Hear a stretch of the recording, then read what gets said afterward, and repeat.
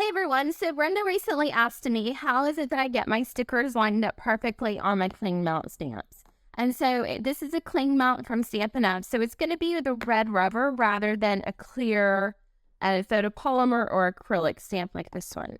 And so I want to show you exactly how I do it. When you open the stamp set, you're going to have your red rubber, you're going to have your sticker, and you're going to have what I call the useless set of instructions. I think it's the worst way to do it by following the instructions.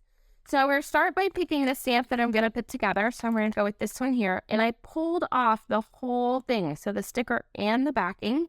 I'm going to add that onto my clear block. It's split down the middle for easy removal. I'm going to remove that with a pair of tweezers. Then I'm going to pop out the stamp that I'm wanting to do. And remember, once you put these stickers on, you're good to go. You don't have to repeat this. I'm going to peel off the backing. And I'm going to put the stamp down.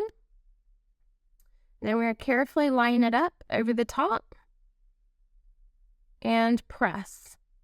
And now it's perfectly lined up and you're good to go.